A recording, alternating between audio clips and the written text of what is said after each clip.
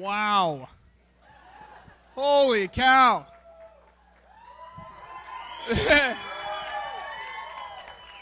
Thank you so much for being here.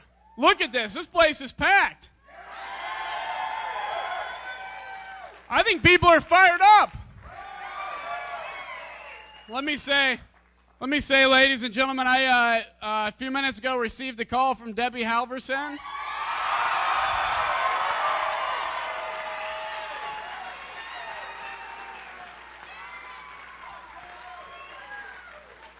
And I want to congratulate the Congresswoman on a well-fought campaign.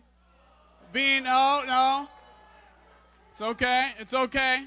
You know, look, there's a lot of passion in politics, but the thing we can never take away is the commitment that people make when they take to serve their country. It's not an easy job, and I commend the Congresswoman on that. This race has never been personal for me, but as we march forward and as we move ahead, we got a lot of work to do now. Let me say, first off, before we get into that, let me say thank you so much to the people that are behind me, my family. They are, especially all these guys, huh? Isn't that what this is about? And I've got to tell you, the support that I've had from my family from day one, obviously the day I was born to today, and I think which is going to continue, is just outstanding. So to my family, my mom, dad, sister, brother, nephews, nieces, and my extended family, that there's a bunch of you guys here today, thank you so much for all that. I have a lot of friends here from the Air Force today. Yeah, what do you think about that? A bunch of pilots and stuff. I want to say thank you to my friends in the military. Thank you for your continued service to your country. Thank you for the example that you've been to me as we continue to press forward.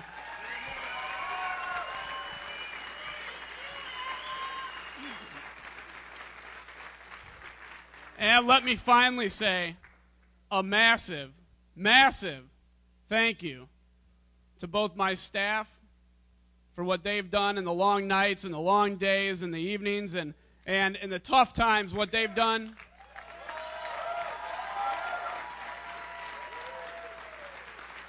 But most importantly, I want to thank every one of you out there that helped bring us to a large margin of victory and a landslide victory in the 11th Congressional District.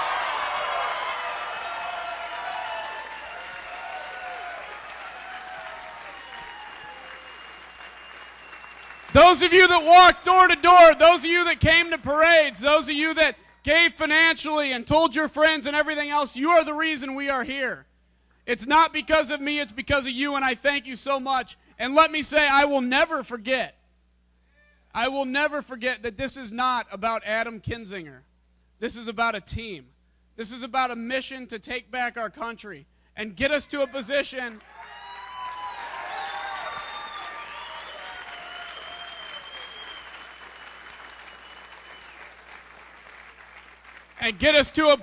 where we can once again be uncharted, the most powerful country in the world, and we continue down that path and we will be great.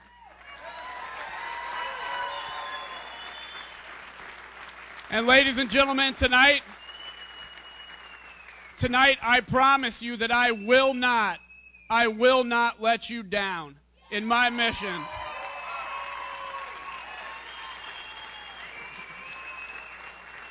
Too many people go to Washington, D.C. or go to Springfield and forget why they were put there and forget the mandate that the people put them in with. But ladies and gentlemen, I will not. And I know and I remember and I will never forget that I am a representative, and that job is to humbly represent you and nothing more.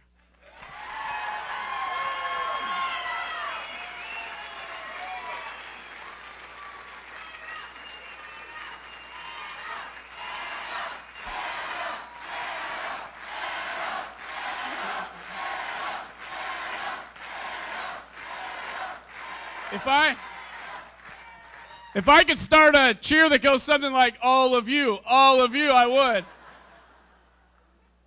But I'm going to tell you, as I go to Washington, D.C. in January, we've got a lot of things we have to accomplish, and I'll never forget what we talked about. From the thing that we should have been talking about all of 2009, which is getting people back to work, and the understanding that it is in the private sector that jobs are created. It is not continually created by government.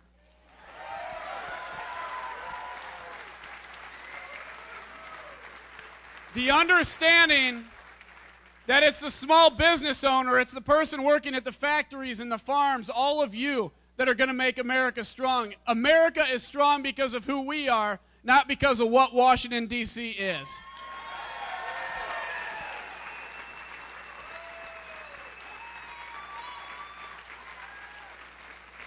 And just as importantly, we have to quit spending more money than we take in.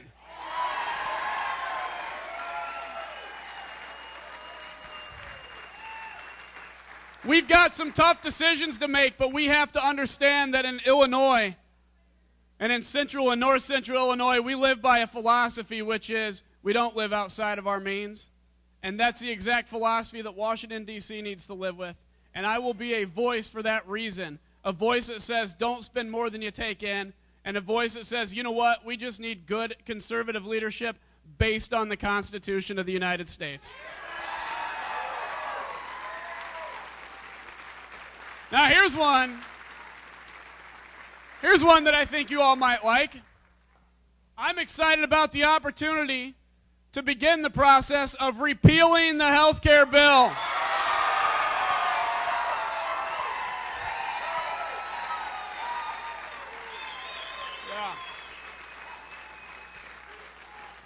For the last 2 years, Washington, D.C. believed that they could ram through an agenda without consulting the people, without understanding what it is the people want. And today, we sent that message loud and clear that that is not the case. Washington, D.C. is our government, and we're going to take it back.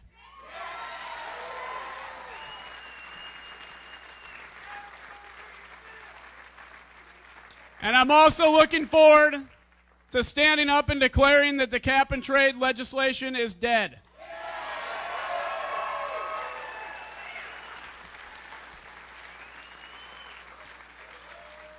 And most importantly, too, I understand that I'm not going to go to Washington, D.C.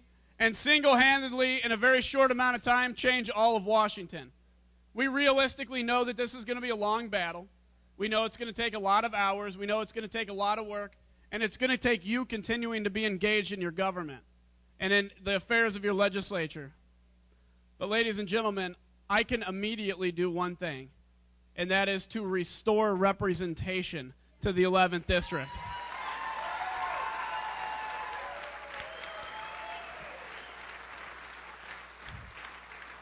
We may not agree on every issue, and my guess is over the next 2 years you're going to find something you disagree with me on, but I'm going to tell you what. You will never walk away and think that you didn't have the opportunity, at least for me to listen to you, and at least for me to share with you my thoughts on the issue, because you deserve that. You deserve a representative.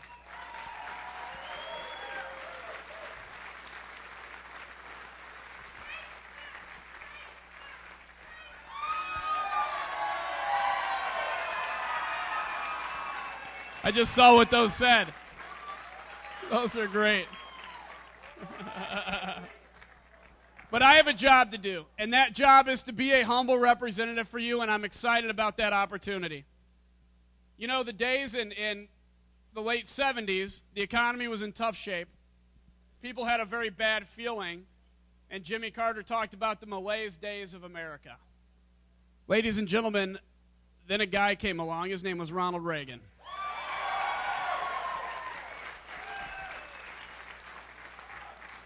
And Ronald Reagan believed in America as a shining city on a hill. He believed this crazy notion that we could actually defeat the Soviet Union and that we could be the most powerful economy unchecked in the world, because he understood that the American people are a breed unlike no other. We're a breed that we don't let anybody tell us no. We understand that if you have an idea and you put that idea to action, you can be successful. That's what democracy is. That's what capitalism is. And Ronald Reagan understood that a free that a free, God-fearing society that understood that we could be successful would ultimately be the powerful, shining city on a hill. Well, ladies and gentlemen, we find ourselves today in some pretty similar circumstances. But let me tell you, we are once again going to be the shining city on the hill.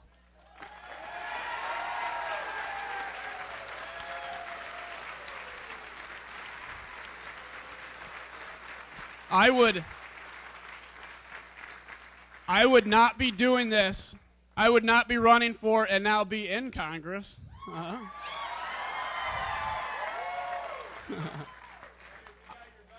There you go. I would not be doing this job if I didn't believe that we were going to come out of this stronger than we went in.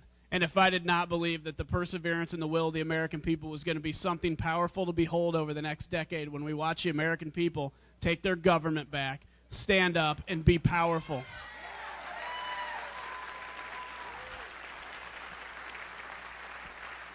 I believe in what we represent. I believe in what we represent, and I believe in the youth of America. I have seen people younger than me make tough decisions and do things that could potentially cost them their lives overseas because they believed that America was a fragile democracy worth protecting. And in some cases, those young men and women have given their lives to protect the freedom that we have here today. I believe that they are going to be a generation to behold when they come in and take power. And I believe that we're going to be stronger and prouder of them than we ever could imagine today. Because they understand. Because they understand that on September 11th, America was attacked. And that it is not outside of the realm of possibility that it could happen again. And they understand that we have to be on the offensive. And we have to protect our country. Ladies and gentlemen, we have a bright future ahead of us. But we just chose in a very good way. I remember on the campaign trail, I would say, you know what, we find ourselves at a crossroads. And we have a decision to make. Well, ladies and gentlemen, we just took the crossroads that came back to the Constitution and that came back to the free market system and limited government.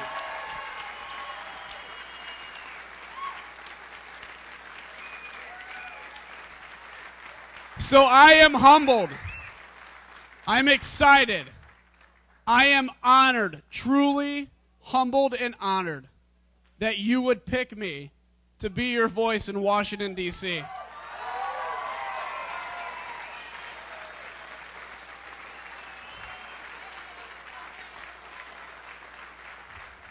I promise you I won't let you down. And I promise you that I will stand strong in the epic battle that we have ahead of us to take back our country. Ladies and gentlemen, thank you so much for your support. Thank you for coming out and enjoying this evening with me. Thank you for voting. And thank you for taking back the 11th Congressional District. God bless you.